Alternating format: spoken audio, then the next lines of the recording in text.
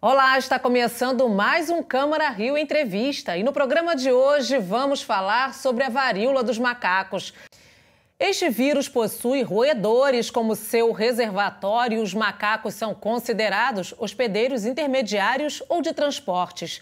Segundo a Organização Mundial da Saúde, existem cerca de 6 mil casos de varíola dos macacos confirmados em quase 60 países. A Europa é considerada o epicentro do surto, com 80% dos casos. Mas com a falta de testes, os números podem ser ainda mais altos. No Brasil, o número de casos só aumentam. Ainda não existe vacina específica para prevenir a doença. Investigações epidemiológicas estão em andamento. Sobre esse assunto, eu converso com a infectologista do Hospital São Luís, Raquel Moarec.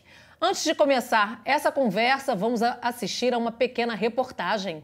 Foi no fim da década de 50, na Dinamarca, em uma colônia que mantinha macacos em laboratório, que a doença foi descoberta. Em humanos, o primeiro caso de infecção foi diagnosticado no Congo em 1970.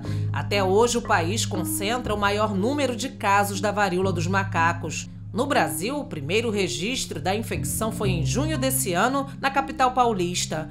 O Ministério da Saúde segue divulgando novos casos em São Paulo, Rio Grande do Sul, Rio de Janeiro, Minas Gerais, Ceará, Paraná, Distrito Federal e Rio Grande do Norte.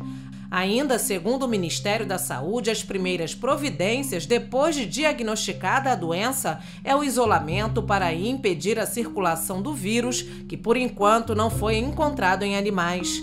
O contágio acontece através de gotículas expelidas pela boca, que podem atingir quem está a menos de 1 metro. Os principais sintomas da doença, que começam leves, são febre e dores no corpo, que podem ser confundidas com outras infecções. Raquel Moarec, muito obrigada pela sua participação aqui no nosso programa. E eu começo perguntando, tirando aí as dúvidas da população, o que é a varíola do macaco? A varíola é uma doença viral, é um vírus DNA. Ela existe já há muitos anos, né? O primeiro caso encontrado foi em 57 e depois começamos a ter surtos, como zoonose na África e sendo transmitido como reservatório, como vocês acabaram de falar, para os seres humanos.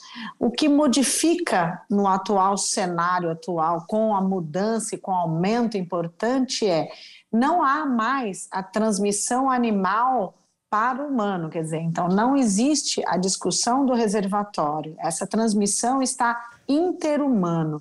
Isso quer dizer, precisamos ainda avaliar quem é o real transmissor ou portador que está levando ao aumento no número de casos. Foi já isolado esse vírus, o Brasil é um dos componentes atuantes no isolamento, então temos já o exame molecular com todo o sequenciamento viral e conseguimos fazer análise e diagnóstico já precoce em 2, 3, 4 dias desses pacientes. Então, isso vai ajudar o mundo a definir no grau de há quanto tempo esse vírus já está circulando. Agora, Raquel, as pessoas acho que ainda têm muitas dúvidas com relação a como, contrair a doença. É possível a gente explicar aí de uma forma assim, bastante objetiva, porque é uma preocupação grande. Então, olha, normalmente ele é um vírus DNA, um vírus meio lento, vamos dizer assim, mas ele precisa ser carreado, ele é transmitido quando você fica próximo da pessoa, em menos de 1 metro, e através das lesões ou crostas, é onde tem a maior quantidade de vírus. Como você falou, é o monkeypox, ela é parente, meio assim, dos herpes, então elas são vesículas, ela tem vários estágios de lesão e a pessoa pode entrar em contato. Se tiver um quadro respiratório, através de tosse, espirros e tal, ou através das lesões, então por contato íntimo a essas lesões. Então, A grande quente da conversa precisa ser higienizado, porque esse vírus morre com qualquer higienização, qualquer detergente, qualquer limpeza, esse vírus morre. Então, você tendo a sua higienização das mãos, você tendo esse cuidado para não ter o carreamento desse vírus, você deixa de transmitir ele ou de pegar através do contato mais íntimo. Agora, Raquel, é difícil diagnosticar, ou seja, a pessoa conseguir perceber que ela está com essa doença devido a algumas características? Olha, é o seguinte, então nós temos um período dele, ele é muito longo, então ele tem um período de 2 semanas para começar a apresentar o quadro respiratório, que seria essa síndrome gripal, que é uma gripe igual a todas as gripes que estamos passando, até muito parecido com os sintomas iniciais do Covid. Aí depois de 2 semanas, vem 3 a 4 dias dessa síndrome gripal, aí começa o aparecimento das lesões, que são essas 3, 4 estágios das vesículas até aparecer a lesão grande. Então, você já está transmitindo antes de ter a síndrome gripal, quer dizer, você já está transmitindo antes, até o final da lesão incrusta. Então, o período de transmissão para as outras pessoas dos contatos íntimos é muito longo. A pessoa tem 2 semanas, mais 3 semanas de lesão, e isso transmite por muito mais tempo. Agora, qualquer sinal de dores no corpo, espirros, o que é indicado, o que é recomendado?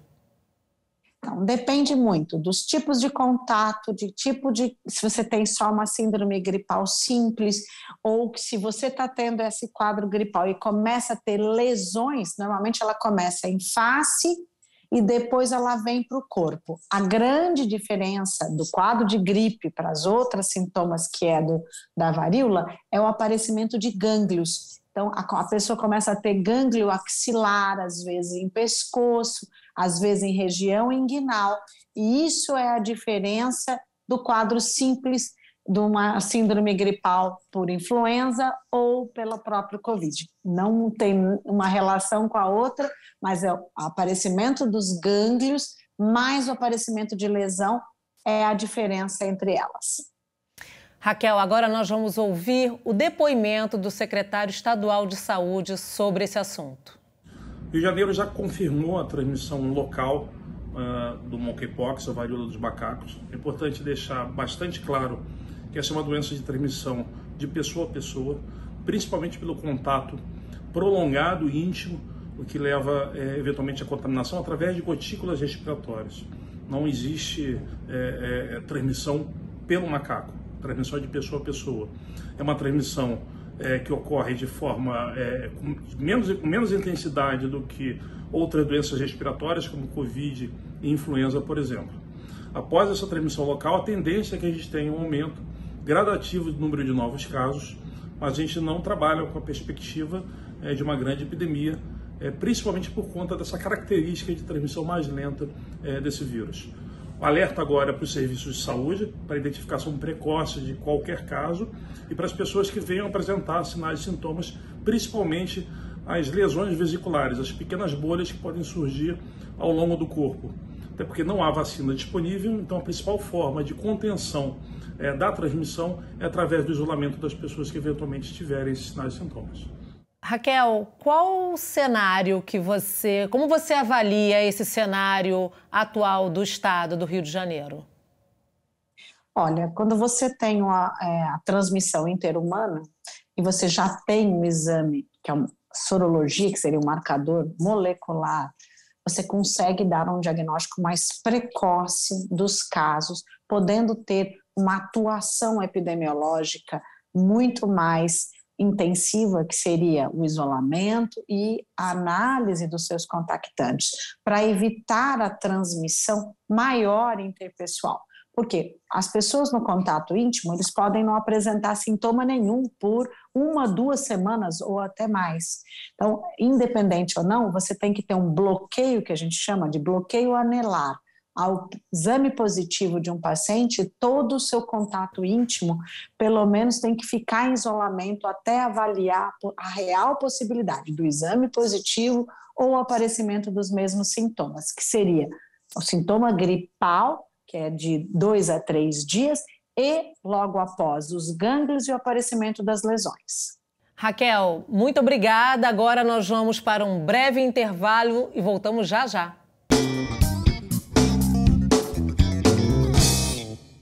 O Câmara Rio Entrevista está de volta e agora nós vamos ouvir as principais dúvidas das pessoas nas ruas. Eu gostaria de saber qual a melhor maneira de nós nos precavermos. Eu gostaria de saber quais as formas de contágio da varíola do macaco, né, para a gente prevenir essa minha dúvida. Eu acho que falta esclarecimento para a população a respeito dessa doença da varíola dos macacos. A gente está muito sem informação, sem saber como proceder, quais os cuidados, como é que ela está se desenvolvendo. Então, se o sistema de saúde está preparado para cuidar dos pacientes, né? Não só quanto se há leitos, mas se os profissionais estão preparados. Então, doutora, pediria que a senhora respondesse aí a essas perguntas que nós acabamos de ouvir. O contato, né, com várias perguntas aí, são várias dúvidas. Primeiro, o sistema de saúde, ele é preparado, primeiro porque nós temos a história da varíola, nós já tivemos caso no Brasil antigamente, né, da varíola humana, que foi o último caso em 73, a última vacinação no Brasil foi em 75, e só recordando a parte de história. A varíola faz parte da história do infectologista e da história do mundo com várias antigas epidemias.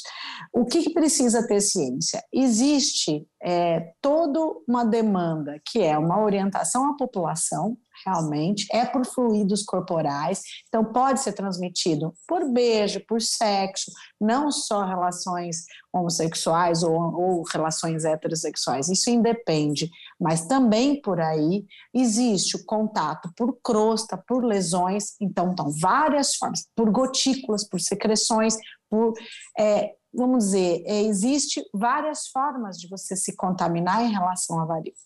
Existe uma vacina, já tem 2 vacinas que sempre existiram desde 2007, 2017, só que é uma vacina ainda não liberada para toda a população. O Brasil está em constante discussões para a compra dessas vacinas, que fazem uma discussão de vacina de bloqueio, essa vacina anelar. O Butantan teve a história da vacinação também e poderia voltar, ou está agora em discussões, de voltar a se produzir novamente a vacina da varíola para poder ter uma boa resposta nessas condutas, nessas famílias ou nesse bloqueio que você poderia fazer. Existem antivirais que temos no mundo onde as pessoas que iam na África ou trabalhavam lá e entravam em contato com a varíola, propriamente lá pela zoonose, tem os antivirais que são de tratamento, mas também não tem a liberação mundial nem como se fazer. O que temos agora, que é para já, é o bloqueio e o controle das pessoas para que diminua a sua transmissão interpessoal dentro do país. É conhecer, saber que tem síndrome gripal, 2, 3 dias, gânglios e o aparecimento progressivo das lesões. Elas são de 2 a 3 estágios sempre iguais, elas são crânio-caudal semelhantes. E isso é necessário que todos conheçam, todos se preparem para que possam ter esse contato e que a gente possa se proteger. E esperar que tenha realmente o desenvolvimento da nossa vacina ou da vacina, da compra da vacina e dos antivirais quando forem necessários ser feito, que seria simples para as pessoas com mais propensão à gravidade, que a gente fala, que seriam os mais imunossuprimidos, que poderiam apresentar a gravidade dessa doença com infecções secundárias, que é o que sempre a gente teve. Agora, doutora, o risco de uma pandemia está descartado?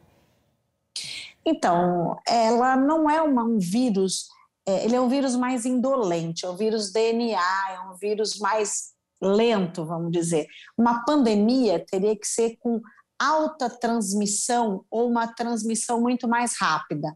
Então, ele é um vírus mais lento, mas ele é um vírus durável, como nós temos a história, né, da varíola humana, que ficou no século X, século XIII, século XVIII. Então, é uma varíola que é um vírus mais devagar. Não descarta uma transmissão em vários países, é lógico, mas a gente precisa ter, e já temos como fazer, que é a conduta de bloqueio. Doutora Raquel Moarec, eu quero agradecer mais uma vez pela sua participação aqui no nosso programa. Eu que agradeço a todos. Muito obrigada. E o Câmara Rio Entrevista dessa semana fica por aqui. Você pode rever o conteúdo desse programa pelo canal da Rio TV Câmara no YouTube, além de acompanhar as novidades da Câmara Municipal no site câmara.rio e também pelas nossas redes sociais em @CâmaraRio. Obrigada pela companhia e até o próximo programa.